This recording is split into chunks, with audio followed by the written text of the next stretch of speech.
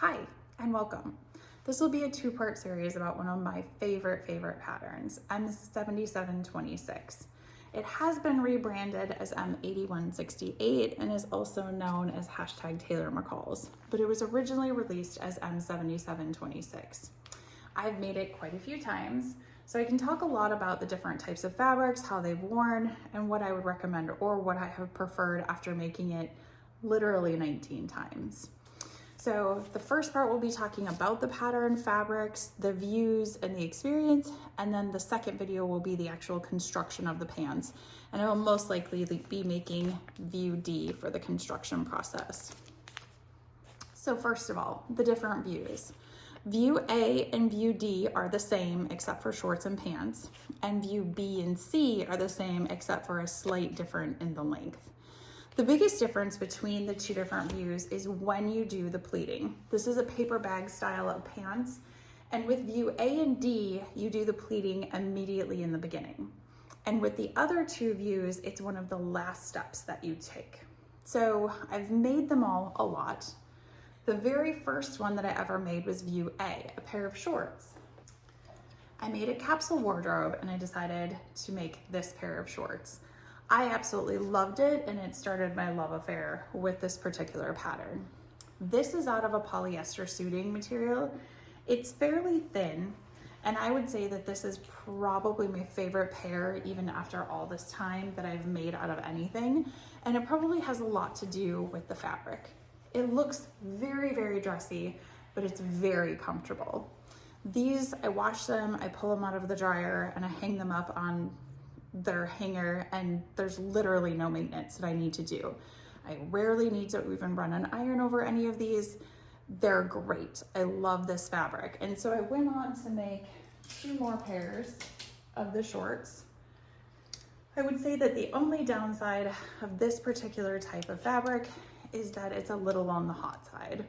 So that's something that you need to bear in mind as you're picking fabrics, is the heat. So I went on to make 3 versions of D, which is essentially A but long pants, and I absolutely love them. They're so stunning. I get so many compliments on them. They fit amazingly. Once again, they can be a little bit on the warmer side, but they just wear so amazingly well. The second type of fabric that I've used for these is a sportswear type of fabric. So the positives of the sportswear, it has a higher cotton content, and so therefore they're much better in the heat. But they don't hold their form as well, and they end up wrinkling a lot as you're wearing them. I don't know if you can tell, but I did wear this pair and hung it back up because it was still pretty clean. Every single time that I wash these, I absolutely have to visit the ironing board and touch them up before I'm able to wear them. So they're far higher maintenance in a sense. But overall, I like them. It is pleasant to be able to have maybe a less dressy look than the suiting. That's a very dressed up look. So I have made these several times as well. And I have actually taken off the cuffs on some of them that I've made. This one you can see, because I felt like the cuffs ended up getting very sloppy looking in certain fabrics. So I haven't had to do that with any of the suitings. I feel like those wear really well. This is probably my absolutely least favorite pair that I've ever made. This is like a rayon type of fabric, and I haven't worn them that much, but you can see they're not wearing well. If you saw these next to these and somebody said, which one did she wear the most? No one would ever guess that I wear this one so much more than I wear this one. But it's just the type of fabric. It's not wearing well. It doesn't hold its shape. It's very sloppy looking. So I don't wear these very often. And I also had to take the cuffs off because they were just a disaster, and rehem it to get any amount of life out of it. This was my first attempt at view B. So view B has, and view B and C, they do the pleating after all of the construction is done. So I don't know if you can tell from looking at it close up, but Do you see how you can see kind of the paper bag top? And then if you look over at this, you don't have that same look across the top because the pleats are actually part of it.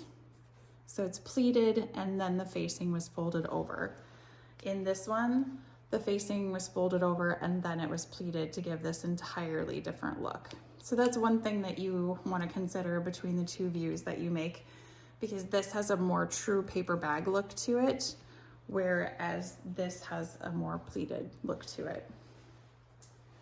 So I attempted, I don't remember, I think it was a longer version, probably view B of this in this sportswear. This is incredibly worn out. I have worn this so much. I don't know how much longer I'm gonna get out of it, but I made it. I thought they looked terrible. I have pictures on my sewing blog of it. And so I ended up cutting them off into shorts. That also looked terrible because it just was, the problem I've always had with shorts is that they're too tight around the thighs. And so then I had this idea, what if I modified it into a skirt? And I have absolutely loved this skirt. I have worn it so much to the point where it's really, truly getting worn out. And then that also sparked me doing a lot more skirt versions because of my experience with this. And honestly, modifying something into a skirt is so easy, surprisingly easy. So my very first refashion that I did, this was a skirt that was at Target for $10 and it was really big. And I used the pattern and I modified it down. And I was able to keep the front detail of all of the buttons, which I found super exciting. I did have to add a snap in here because of the fact that otherwise there was a bit of a gap that was formed. But otherwise I didn't have to add a zipper enclosure and I just got this really cool button look out of it. And this has turned into one of my favorites out of this, and just a super clever, cute idea. And it was obviously way faster to make without having to put in the button or in the zipper fly, but turned out super cute. So one of my other favorite types of fabric to use, and I've done only skirt versions in this, is linen lake fabric.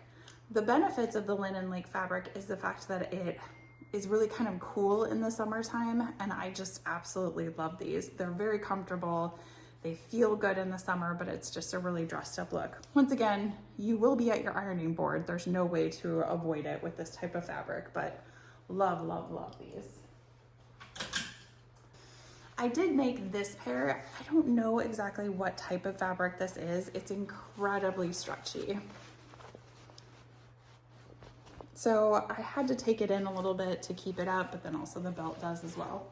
I actually just modified these and took off their cuffs and made a regular hem because once again, it was starting to look really sloppy. If you are gonna use a stretchy fabric, you're gonna have to probably make a smaller size or be prepared to take in a lot more because these definitely feel a little loose sometimes, but I really just loved the fabric and I loved the look. So out of my scraps of chambray, I made this pair. I love these. They're very super, super comfortable. They start to wear more like jeans. Absolutely have to iron these. These were another one that I had a cuff in them and I ended up taking it out because I felt like it was so sloppy looking and the cuff didn't stay up. So I love it to have the jeans look, but this is also going to be one that, as you can see, it needs to be ironed right now.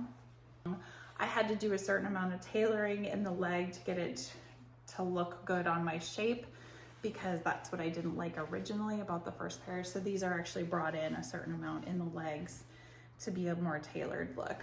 But once again, polyester, kind of on the hot side to wear those. The final pair I'll show you is the pair that I'm making, which was a mashup of this pattern and a different McCall's pattern to get this very tailored look in the legs. These are a stretch denim and they're so luscious and comfortable. I absolutely love them. So this was fun. This was a mashup between those two patterns. One last thing, notions. You need two different notions beyond thread for this particular project. You need a 9-inch zipper for your zipper fly, but you also need a hook and bar. This is the type that I prefer. This is what I've used on all of the ones that I've made so far. But other than that, thread, fabric, now you have some information on which types of fabrics that you might want to go for. But otherwise, you just need the willingness to be a little bit brave. I felt like this was a very intimidating pattern the first time that I made it because of all the pleats, but it actually is a ton of fun and I love it. I feel like there's so many different opportunities to help fit it. And even now I feel like I could take them apart and take them in pretty easily so that they would fit me, or take them out if I needed to.